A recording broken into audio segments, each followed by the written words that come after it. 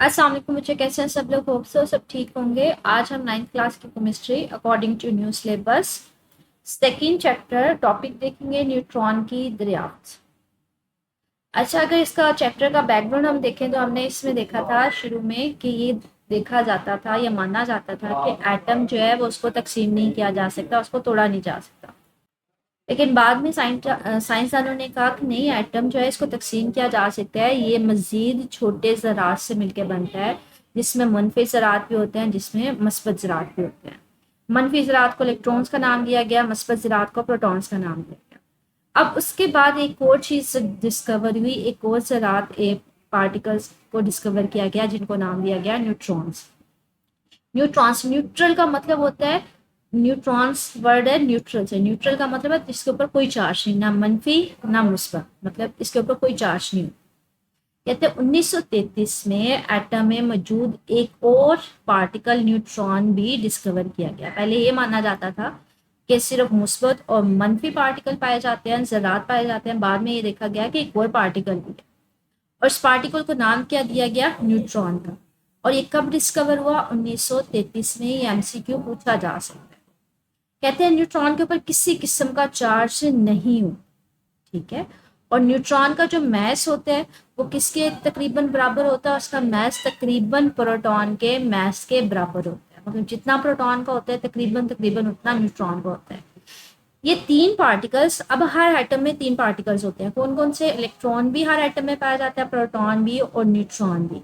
Atom में मौजूद बुनियादी पार्टिकल्स तस्वर किए जाते हैं, मतलब हर एटम में ये तीन पार्टिकल्स लाजमी पाए जाते हैं, बुनियादी उसके तस्वर किया जाता है। और हर किस्म के एटम्स में यही पार्टिकल्स मौजूद होते हैं, यही पार्टिकल्स तीन होते हैं। हाइड्रोजन में हाँ ये होता है कि हाइड्रोजन में कोई न्यूट्रॉन नहीं होता, बाकी सारे के सारे एटम्स में न्यूट्रॉन भी होंगे, इलेक्ट्रॉन्स भी होंगे, प्रोटॉन्स भी होंगे, सिर्फ और सिर्फ किसके? हाइड्रोजन के। तो ये एक एमसीक्यू बन सकता है कि हाइड्रोजन में प्रोटॉन नहीं होता, हाइड्रोजन में सिर्फ, सॉरी, हाइड्रोजन में न्यूट्रॉन नहीं होता, हाइड्रोजन में इलेक्ट्रॉन भी होगा, प्रोटॉन भी होगा।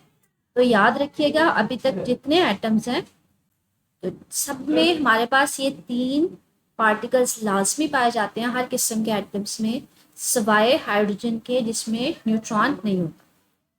इस बात से कहते हैं हमारे पास कतई नज़र इस बात के कि इन एटम्स के पास भी मुख्तलिफ क्यों ना हो। कहते हैं एटम चाहे मुख्तलिफ हो, चाहे वो हमारे पास एटम उसका है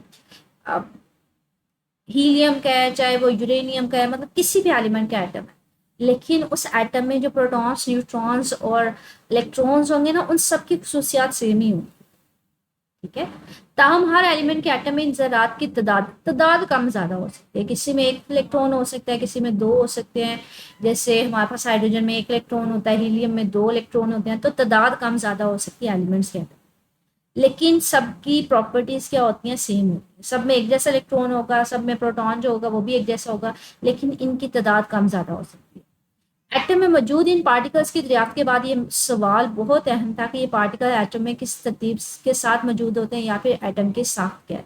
कहते हैं अब ये माना गया, पहले तो ये था कि एटम को मतलब तकसीम नहीं किया जा सकता, डिवाइड नहीं किया जा सकता। बाद में ये आया कि नहीं, ये इसको डिवाइड किया जा सकता है, इसको तोड़ा जा सकता है, ये मजीद पार्टिकल से मिलकर बना होता है जिसमें इलेक्ट्रॉन, प्रोटॉन और न्यूट्रॉन। अब ये डिस्कवर तो हो गए, अब अगला सवाल क्या था कि ये जो अगर पार्टिकल्स है तो ये एटम में किस तरह से पड़े होते हैं, या फिर एटम की साख क्या है? एटम की साख का मतलब क्या है? एटम में ये पार्टिकल्स कहाँ कहाँ पे मौजूद होते हैं। तो इस टॉपिक में हमारे पास न्यूट्रॉन की दरियाफ्त है कि हमारे पास न्यूट्रॉन कब डिस्कवर हुआ, उसकी प्रॉपर्टीज क्या हैं, कि उसका चार्ज कोई नहीं होता, उसकी प्रॉपर्टीज प्रोटॉन के मास के इक्वल होती हैं, हर एटम में तीन पार्टिकल्स होते हैं। और ये एमसीक्यू पूछा जा सकता है कि हमारे पास किस एटम में न्यूट्रॉन नहीं होता। तो वो याद रखिएगा, हाइड्रोजन में नहीं होता, बाकी सब में ये तीनों पार्टिकल्स होते हैं, सेम होते हैं, सारी इनकी खसूसियात सेम होती है, लेकिन किसी एटम में इनकी तादाद कम ज़्यादा हो सकती है, डिफरेंट हो सकती है, मुख्तलिफ होगी, ठीक है। तो स्टिल बच्चे कुछ पूछना हुआ तो मेरे से पूछ लीजिएगा। आगे हमारे पास ये टेबल गिवन है कि एटम में कौन कौन से पार्टिकल्स पाए जाते हैं, उनका मास कितना होता है और उनका चार्ज कितना होता है। इलेक्ट्रॉन देखें तो इलेक्ट्रॉन का जो चार्ज होता है वो माइनस में होता है। अब माइनस चार्ज होता है, लेकिन चार्ज की वैल्यू कितनी होती है? उसकी वैल्यू होती है 1.60 multiply ten to minus 19 coulomb. Proton का चार्ज क्या होता है, मुस्बत होता है, तो ये मुस्बत है और इसके साथ ये चार्ज की वैल्यू होती है कि कितना चार्ज होगा, मुस्बत तो होगा लेकिन होगा कितना, तो वो होगा 1.6022 मल्टीप्लाई 10⁻⁹। न्यूट्रॉन के ऊपर कोई चार्ज नहीं होता। अब इलेक्ट्रॉन के मास की तरफ देखें तो बच्चे इसका मास जो होता है वो 9.10 मल्टीप्लाई 10⁻31, मतलब कितना छोटा मास होता है, -31 kg होता है। प्रोटॉन का मास कितना होता है 1.67 - 27, मतलब ये भी माइनस में बहुत कम है लेकिन इसकी निस्बत ज़्यादा है।